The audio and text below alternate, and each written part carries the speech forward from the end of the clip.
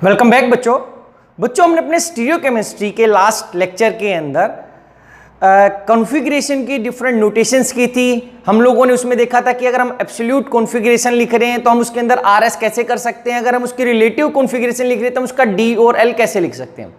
तो उसके बाद हमारे पास एक कंसेप्ट बच जाता है व्हाट इज आइसोमर्स और आइसोमेरिज्म। ये आइसोमेरिज्म कितने टाइप की है, कॉन्फ़िगरेशनल है या कन्फर्मेशनल है, दोनों में क्या डिफरेंस है। अगर ये कन्फर्मेशनल है तो कितनी एग्जिस्ट करेंगे इसके आइसोमर्स, कॉन्फ़िगरेशनल कितने टाइप की हो सकती हैं। Let's start.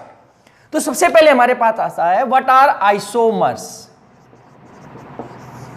सो आइसोमर्स को हम बोल सकते हैं these are the compounds, these are the compounds which have same molecular formula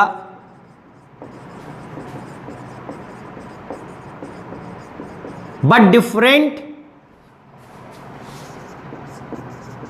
properties। कह रहे कि ये हमारे पास कंपाउंड्स होंगे जिसका मोलिकुलर फॉर्मूला सेम होगा। अगर एक में 4 कार्बन है, 4 हाइड्रोजन है, 2 ऑक्सीजन है तो दूसरे में भी उतना होगा, लेकिन उनकी प्रॉपर्टीज डिफरेंट होगी तो हम उसको बोल देते हैं उनका जो आपस में रिलेशन है वो कैसा है, आइसोमर्स है। एंड दिस फिनोमिना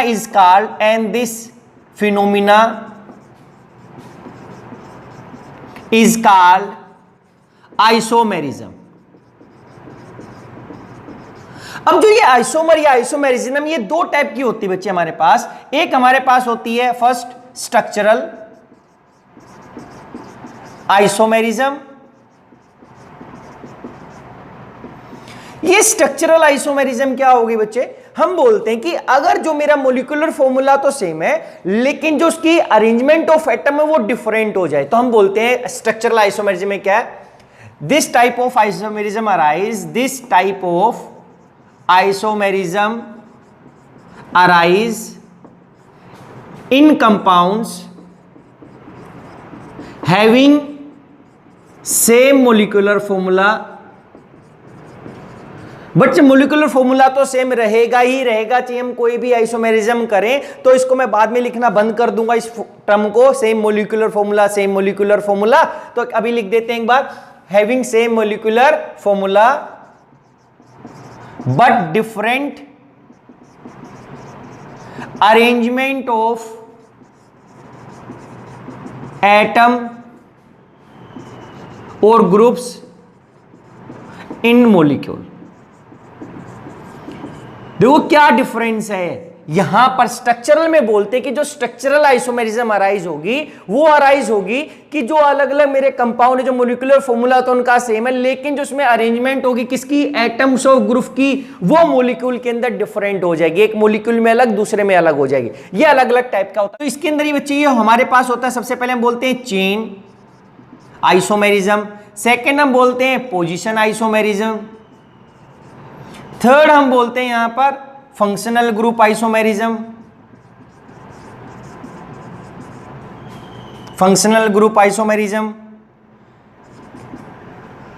फोर्थ हम बोलते हैं टोटोमेरिज्म,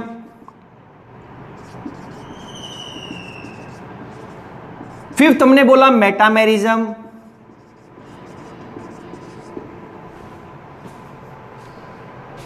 सिक्स्थ हमने बोला रिंग चेन आइसोमेरिज्म।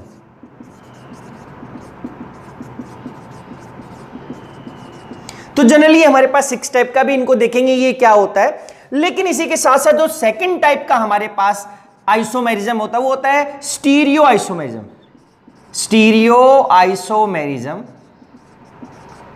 देखो स्टीरियो आइसोमेरिज्म में भी क्या होगा, this type of isomerism arise in compound having same molecular formula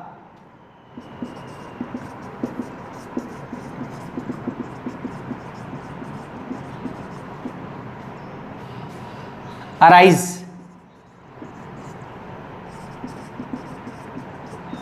compounds having same molecular formula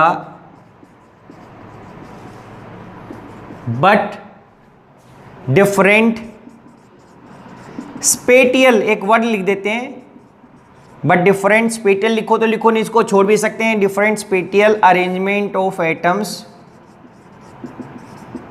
और ग्रुप्स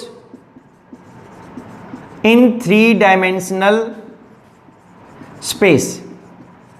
कह रहे कि वहां पर उसके बॉन्ड तो फिक्स होंगे ही होंगे। अगर ये कार्बन इस पे 4 है तो बॉन्ड तो यहीं पे रहेंगे, लेकिन यहां पर एटम ए यहां पर आ सकते, एक बार यहां पर, एक बार यहां पर, यहां पे, तो बॉन्ड फिक्स है। यहां पे बॉन्ड फिक्स नहीं थे, वहां पे बॉन्ड चेंज हो सकते थे, स्ट्रक्चर में बॉन्ड चेंज होंगे। यहां पे बॉन्ड फिक्स है, लेकिन एटम की अरेंजमेंट डिफरेंट होगी। और जब बॉन्ड फिक्स होते हैं और जब एटम्स की पोजीशन चेंज होती है उसको हम बोलते हैं स्पेटियल अरेंजमेंट। अब ये जो आइसोमेरिज्म है, स्टीरियो आइसोमेरिज्म बच्चे, ये 3 टाइप की होती है। फर्स्ट, ये एक्चुअली 2 टाइप की है, इसको फिर हम डिवाइड कर देंगे। एक होती है हमारे पास कॉन्फिगरेशनल आइसोमेरिज्म, दूसरी होती है कन्फर्मेशनल। अब जो एक कॉन्फिगरेशनल है ये 2 टाइप की होगी हमारे पास, एक ऑप्टिकल आइसोमेरिज्म और सेकंड हमारे पास होती है ज्योमेट्रिकल।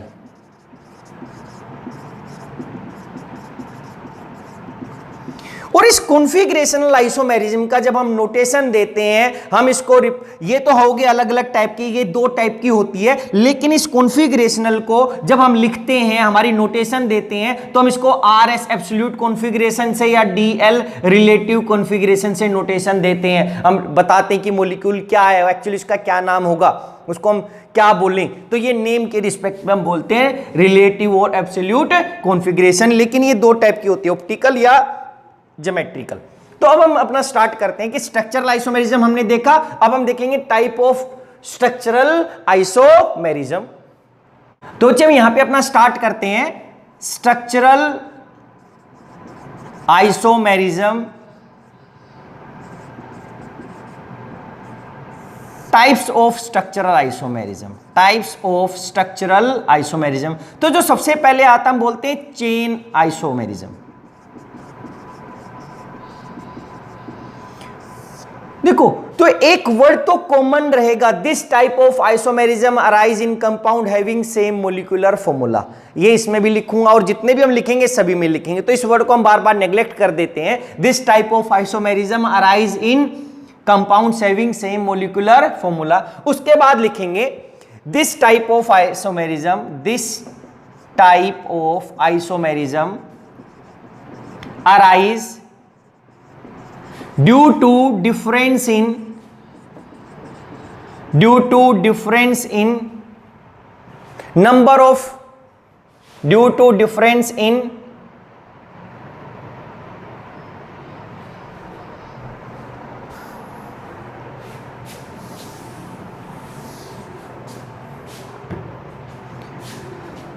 तो हम इसको लिखेंगे बच्चे, this type of isomerism, this type of isomerism arise due to difference in number of carbon atom in chain। क्या बोला कि ये उन कंपाउंड्स में तो कि जिसका मोलिकुलर फॉर्मूला सेम होगा, लेकिन हम क्या बोलेंगे कि ये किस लिए राइज होती है कि जो कार्बन चेन है वहां पर हमारे, उसमें जो कार्बन एटम्स है उसकी नंबरिंग क्या हो जाएगी, चेंज हो जाएगी। कैसे? अगर हमने प्रोपेन लिखा, ऐसा लिखा, देखो ब्यूटेन लिख देते हैं CH3 CH2 CH2 CH3, या फिर दूसरा लिखा CH3 कार्बन CH3 CH3। देखो क्या हो गया बच्चे, अरे कार्बन 4 थे, 4 ही, हाइड्रोजन कितने थे, 6 10 थे, तो यहां पर भी कितने हैं, 10 ही तो है। इसका मतलब ये दोनों क्या दिखा रहे हैं, हमारे पास चेन आइसोमेरिज्म दिखा रहे, क्योंकि लीनियर थी, यहां पर आइसो हो गया, क्योंकि चेन में 3 हो गए, यहां पे कितने एटम थे, 4 थे। ऐसे आप किसी का भी दिखा सकते हो हमारे पास, या फिर आपने कैसा लिखा CH3 CH2 CH2 CH2 CH3, इसी को हम लिखें ऐसा CH3 CH3 CH3 CH3, ये भी इसका एक आइसोमर है, चेन आइसोमर। या हमने लिखा CH3 CH2 CH3 CH2 CH3, तो ये तीनों आपस में क्या हो गए, ये हमारे पास हो गए चेन आइसोमर्स, ये भी क्या हो गए, आइसोमर्स। उसके बाद सेकंड हमारे पास टाइप का आता था, इसके बाद आता है पोजीशन आइसोमेरिज्म। पोजीशन आइसोमेरिज्म, तो पोजीशन आइसोमेरिज्म क्या बोलते हैं? This type of isomerism arise due to या पूरा ही लिख देते हैं, this type of isomerism arise due to difference in position of any functional group. कह रहे कि यहां पे अगर हमारे जो फंक्शनल ग्रुप कोई लगा है उसकी पोजीशन में डिफरेंस आ जाए तो हम बोलेंगे वहां पर कौन सी है? पोजीशन आइसोमेरिज्म है। कैसे? आपने लिखा like CH3 CH2 CH2 Cl, फिर किसी को मैं लिख देता CH3 CH CH3 और यहां पर Cl, तो अरे यहां पे फर्स्ट था, इस पे सेकंड पोजीशन में, तो ये क्या हो गया हमारे पास? Position isomerism. या आप एल्कीन बनाते हैं ऐसा CH3 CH CH2 CH double bond CH2, या इसी को दिखा देते CH3 CH double bond CH CH3। अरे इसकी पोजीशन में चेंज आ गया ना बच्चे, तो ये आपस में क्या है? पोजीशन आइसोमेरिज्म, पोजीशन आइसोमर्स, और इस फिनोमेना को बोलेंगे पोजीशन आइसोमेरिज्म। ये क्या आपस में? ये भी क्या है? पोजीशन आइसोमर्स है। उसके बाद हमारे पास आता है थर्ड, आता है फंक्शनल ग्रुप आइसोमेरिज्म। तो थर्ड हमारे पास आता है फंक्शनल ग्रुप आइसोमेरिज्म। तो ये बोलते हैं this type of isomerism arise due to different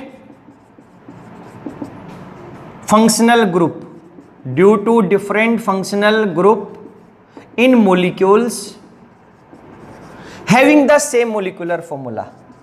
अरे ये तो होगा ही होगा मोलिकुलर फॉर्मूला, तो इसमें भी सेम था, having the same molecular formula. कैसे बच्चे? कह रहा मोलिकुलर फॉर्मूला सेम होगा लेकिन फंक्शनल ग्रुप डिफरेंट हो जाएगा। मान लेते हैं कि आपने एक एल्कोहल बना लिया CH3 CH2 CH2OH, इस OH को आप ऑक्सीजन को बीच में, ये अल्कोहल आ गया। अगर इसी को लिखते हैं CH3O CH2 CH3, तो ये ईथर बन गया। देखो कार्बन 3 ही है, हाइड्रोजन कितने हैं? 8 है, तो यहां पर भी कितने हैं? 8 ही हैं। ये तो अल्कोहल हो रहा। ऐसे आप एल्डिहाइड कीटोन का दिखा सकते थे, CH3CO CH3, ये कीटोन ग्रुप हो गए, इसके अंदर कीटोन है।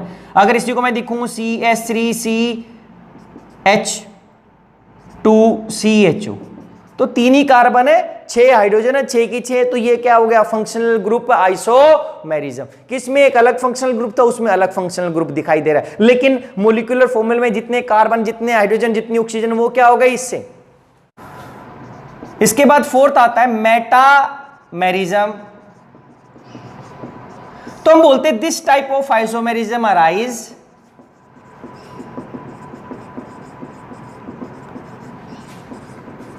Due to difference in distribution of carbon atoms in chain.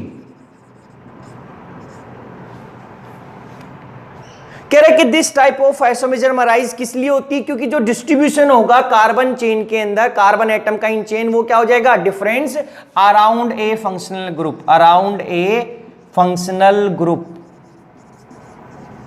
देखो क्या बोल दिया बच्चे, अगर हम लोगों ने लिखा ऐसा CH3CO CH2CH2CH3, तो ये कीटोन ही था। लेकिन अगर इसी को ऐसा लिख देता CH3CH2CO फिर CH2 फिर CH3, तो यहां पर एक साइड मेरे पास 3 एटम थे, एक तरफ एक था कार्बन, यहां पर क्या दोनों साइड कितने हैं? 2-2 है। तो यहां पर इसलिए दिखाई देगा कि हमारे जो नंबर ऑफ कार्बन एटम होंगे चेन के अंदर, उनका डिस्ट्रीब्यूशन अलग हो जाएगा। ये ऐसे ही मैं ईथर के लिए कर सकता था, like CH3O CH2 CH2 CH3।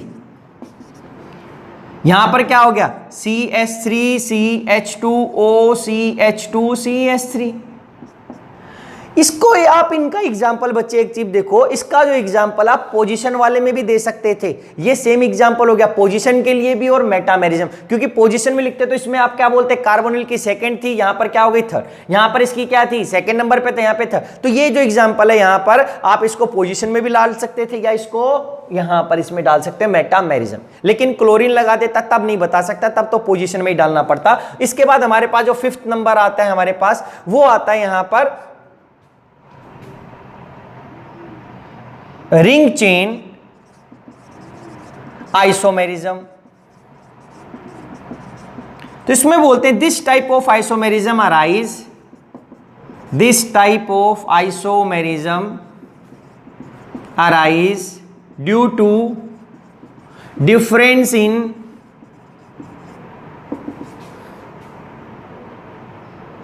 Ring and chain structure.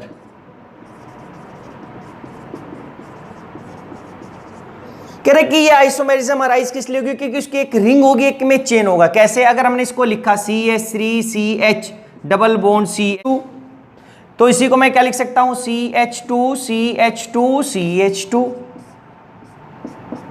तेरे साइक्लिक बना दिया ना, हाइड्रोजन कितने हैं 6, यहां पे भी हाइड्रोजन 6 है, कार्बन कितने 3, कार्बन कितने 3। तो ये रिंग, ये चेन था, ये क्या था, ये चेन, ये रिंग हो गया, ये क्या हो गया चेन। तो डिफरेंस आ गया, मोलिक्यूलर फॉर्मूला तो दोनों कंपाउंड्स का सेम है, लेकिन एक में रिंग एक में क्या थी चेन थी। अगर ऐसा हो गया तो हम बोलते हैं रिंग चेन आइसोमेरिज्म। या फिर हम लोगों ने ऐसे ही एक और लिखा CH3 CH2O CH double bond CH2। अगर इसी को हम बनाएंगे तो क्या बनाएंगे ऐसा, oxygen CH2 CH2 CH2 CH2। देखो बच्चे, कार्बन 4 है, कार्बन 4 है, हाइड्रोजन कितने 3 5 6 7 8, 8 ही यहां पर है। तो इसका मतलब क्या हो गया, ये दोनों जो आपस में दिखा रहे हैं वो रिंग चेन आइसोमेरिज्म दिखा रहे हैं। और इसमें हमारे पास लास्ट टाइप की जो आइसोमेरिज्म होती है टोटोमेरिज्म, TAU टोटोमेरिज्म। ये टोटोमेरिज्म क्या है, this is a type of functional group isomerism, functional group isomerism which arise due to simultaneous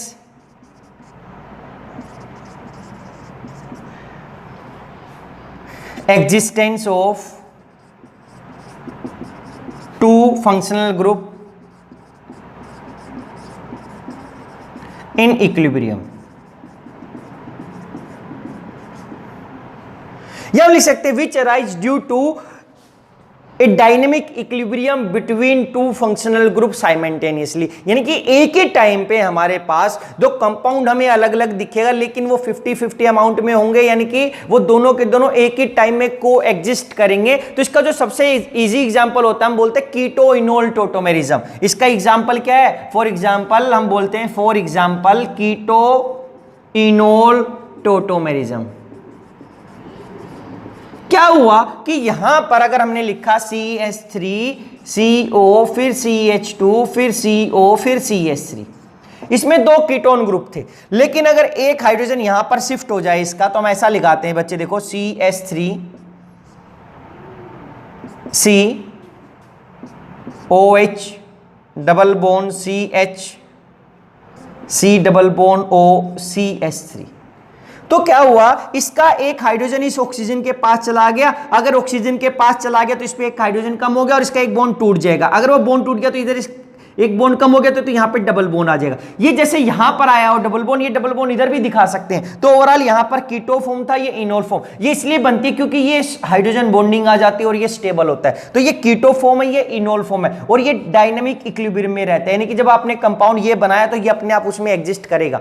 अगर आपने ये बनाया तो ये उसमें नहीं मिलेगा, अगर ये बनाया तो ये नहीं मिलेगा। अगर आपने यहां पर ये कंपाउंड लिया तो ये अपने आप इसमें कन्वर्ट नहीं होगा। लेकिन यहां पर ऐसा नहीं है, अगर किसी ने ये कंपाउंड बनाया है तो वो अपने आप थोड़ी टाइम के बाद उसको ये भी दिखाई देगा उसके कंपाउंड के अंदर, उसी कंपाउंड के अंदर, क्योंकि अपने आप एग्जिस्ट कर लेता है, साइमल्टेनियस इक्विलिब्रियम पे आ जाता है ये दोनों, तो यहां पर ये बोलते हैं कीटो इनोल टोटोमेरिज्म। तो ये थे बच्चे टाइप्स ऑफ स्ट्रक्चरल आइसोमेरिज्म। तो इन सभी में हमने देखा कि जो हमारे पास जो नंबर ऑफ जो अरेंजमेंट ऑफ एटम था मॉलिक्यूल्स में वो डिफरेंट था, स्पेस में नहीं। स्पेस में तो बॉन्ड तो वहीं पे थोड़ा थे, बॉन्ड तो क्या हो गए, चेंज हो गए हमारे पास, तो इसको बोलते हैं स्ट्रक्चरल आइसोमेरिज्म। अब इसके बाद हमारे पास आता था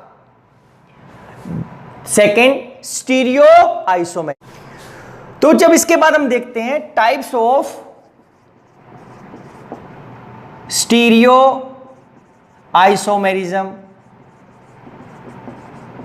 ये भी हमने इसकी डेफिनेशन देख ली थी क्या होता था स्टीरियो आइसोमेरिज्म। तो अब हम दो टाइप के थे, तो फर्स्ट हम यहां पे लिखते हैं बच्चे कॉन्फिगरेशनल आइसोमर्स, या और ये जो आइसोमेरिज्म शो करेंगे फिनोमिना वो होते हैं आइसोमर्स, लिख देते हैं पहले एक बार कॉन्फिगरेशनल आइसोमर्स। और दूसरा हो गया कन्फर्मेशनल आइसोमर्स, कन्फर्मेशनल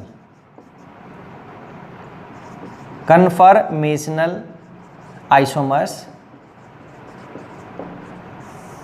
तो इसमें पहले ये दो टाइप का था, ऑप्टिकल और ज्योमेट्रिकल, वो किसी का टाइप नहीं होता। तो इसकी डेफिनेशन अगर हम दोनों की लिखेंगे तो क्या लिखेंगे, this type of isomers, these types of isomers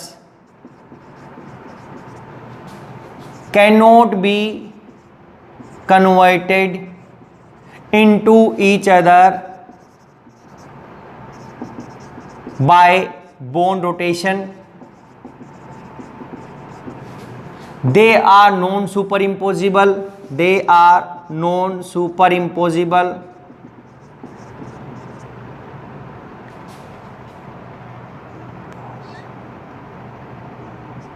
not superimposable, mirror image,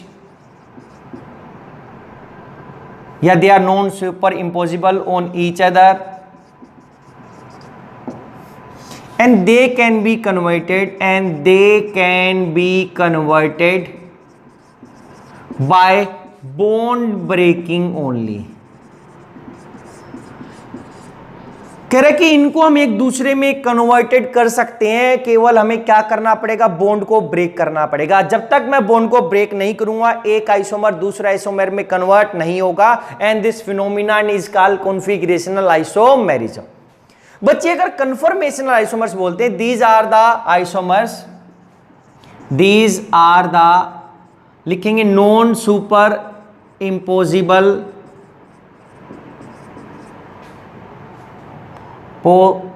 possible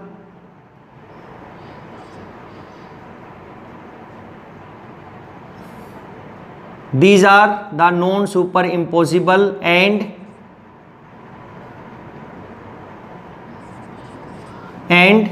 these can be converted into each other by means of bond rotation. कह रहे कि हम एक दूसरे में कन्वर्ट कर सकते हैं बॉन्ड को रोटेट करके, लेकिन यहां पर हम एक दूसरे को कन्वर्ट करना है और हम बॉन्ड से रोटेट नहीं कर पा रहे, रोटेट करने से इसका मतलब वो आपस में कन्फर्मेशनल नहीं है, वो क्या है, कॉन्फिगरेशनल। स्टीरियो आइसोमेरिज्म क्या होता था, ये हमने लिखा था, this arise due to difference in, if there is difference in spatial arrangement of atom, in 3D space।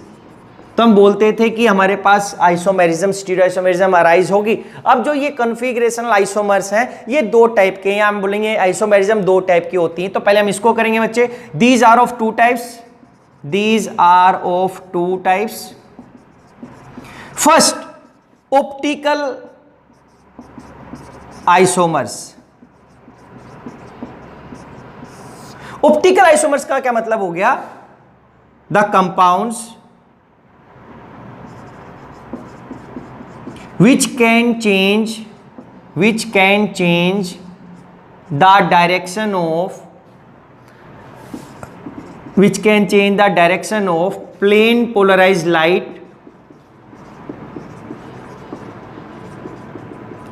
Are called optical isomers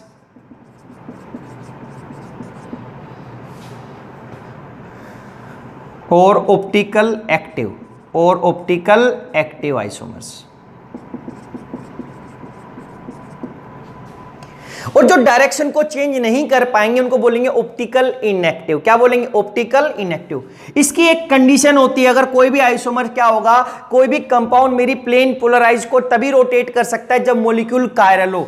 and ये कब, इसकी एक कंडीशन है कि कौन सा मॉलिक्यूल रोटेट करेगा। इसकी जो कंडीशन थी, मॉलिक्यूल कैसा होना चाहिए, molecule must be overall chiral, कि वो ओवरऑल कायरल होना चाहिए। ऐसा नहीं उसमें कायरल सेंटर, क्योंकि हमने देखा था डिफरेंट टाइप ऑफ हो सकता था, उसमें सेंट्रल कायरलिटी हो सकती थी, एक्सियल कायरलिटी हो सकती है, प्लेनर हो सकती है, हेलिक्स। तो हम क्या बोलेंगे, मॉलिक्यूल को ओवरऑल कायरल होना चाहिए था, क्योंकि अगर मीजो कंपाउंड उसमें 2 कायरल सेंटर है, 2 कायरल कार्बन है, लेकिन ओवरऑल तो नहीं होता। रेसिमिक मिक्सर में एक आर और एस एनेंटियोमर होता है, दोनों एक्टिव होते हैं लेकिन ओवरऑल तो नहीं होता। तो ओवरऑल ये ऑप्टिकल एक्टिव होने के लिए क्या होना चाहिए था, मॉलिक्यूल कायरल होना चाहिए था। इसको हम कैसे देखते हैं, there is no plane of symmetry, यानी कि नो प्लेन ऑफ सिमेट्री। ऐसे मॉलिक्यूल के अंदर जिसमें कोई प्लेन ऑफ सिमेट्री नहीं लगेगी, कोई प्लेन प्रेजेंट नहीं होगा, जिसको आप 2 इक्वल पार्ट में नहीं काट सकते, वो कंपाउंड क्या होगा, ऑप्टिकल एक्टिव होगा। इसी को हम ये बोलेंगे कैसे, देखो बच्चे, अगर ये हो गया इस तरीके से, ये मैंने ट्रायंगल बनाया, यहां पे OH लिखा, यहां पर OH लिखा, H यहां पर भी H और H लिखा। दूसरी बार हम लोगों ने इसी को ऐसा कर दिया,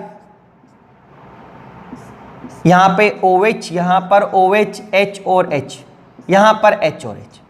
तो यहां पर अगर हम देखेंगे तो इस मॉलिक्यूल के अंदर 4 डिफरेंट ग्रुप हो गए। यहां पे इस कार्बन पे OH, H, ये मॉलिक्यूल क्या करेगा, इसमें कोई प्लेन, देखो अगर आप इसमें कोई प्लेन लगाने की कोशिश करो, क्या इसको 2 इक्वल हाफ में काट सकते हो, नहीं काट सकते। अगर आप इसको ऐसे काटते तो ऊपर OH चला जाता, नीचे H, फिर इसका H ऊपर OH नीचे, ये H और H, क्योंकि ट्रायंगल ऐसे थी, 3 ग्रुप हमने ऐसा देखा हुआ, ऐसा काटते तो ये नहीं कटता, ऐसे काटते तो ये H करता, ये बॉन्ड करता, यहाँ पे OH है तो यहाँ पर H है, नहीं इक्वल बनेगी, OH है तो H है, इसमें नो प्लेन, इसके अंदर no plane of symmetry, no plane, कोई प्लेन नहीं है, तो ये मॉलिक्यूल कायरल हो जाएगा। अगर ये मॉलिक्यूल कायरल हो गया तो ये क्या हो जाएगा, ऑप्टिकल एक्टिव। ये क्या हो जाएगा, ऑप्टिकल एक्टिव। लेकिन ये जो मॉलिक्यूल है इसको आप 2 इक्वल हाफ में काट सकते हो। आपने ऐसे लिया और ऐसे काट दिया इसको, ऐसे कैसा, तो क्या हुआ, ये कार्बन कटेगा, दोनों हाइड्रोजन कटेंगे बच्चे, ये बॉन्ड बीच में से कटेगा, OH के सामने OH, H के सामने H। इसका मतलब है ये जो कंपाउंड हो गया इसमें प्लेन प्रेजेंट है। अगर प्लेन प्रेजेंट है तो ये क्या हो गया, ऑप्टिकल इनएक्टिव। जो हमने RS किया था, एनेंटियोमर्स बनाए थे, वो क्या है, ऑप्टिकल आइसोमर्स है। अरे एक राइट में करता है, दूसरा लेफ्ट में, तो ये इजी एग्जांपल था। कार्बन के ऊपर ये H कर दिया, यहां पर आपने Cl, यहां पर आपने क्या कर दिया Br, और यहां पर आपने लगा दिया OH। तो ये जो कंपाउंड है, और जो दूसरा कंपाउंड ऐसा होता है HOH, आगे Cl, पीछे क्या हो गया Br। तो ये दोनों कंपाउंड है, ये भी ऑप्टिकल एक्टिव है, ये भी ऑप्टिकल एक्टिव है। क्यों, एक R आएगा तो S, और वो अलग अलग डायरेक्शन में प्लेन, अगर वो मिरर इमेज थे एनेंटियोमर बन जाएंगे, क्योंकि ये मिरर इमेज हो जाएंगे एक टाइप के। तो ये दोनों भी क्या है, ये दोनों के दोनों बोथ क्या है, ऑप्टिकल आइसोमर्स बोल सकता हूं। These are both are optical isomers. तो ये था हमारे पास optical isomers. And this phenomena is called, and this phenomena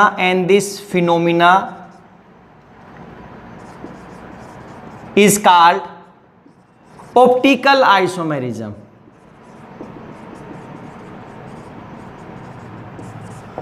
अच्छा, कुछ नहीं है, अगर प्लेन पोलराइज को रोटेट करेगा तो वो ऑप्टिकल हो जाएगा, एक्टिव, नहीं तो इनएक्टिव। अगर ऐसा सेम मोलिकुलर फॉर्मूला है दोनों का, एक कर रहा है एक नहीं कर रहा, तो एक एक्टिव है एक इनएक्टिव है। और एक दोनों करें तो दोनों के दोनों ऑप्टिकल आइसोमर है। इसके अंदर एक था और एक नहीं था। इसके बाद हमारे पास आता है ज्योमेट्रिकल आइसोमेरिज्म।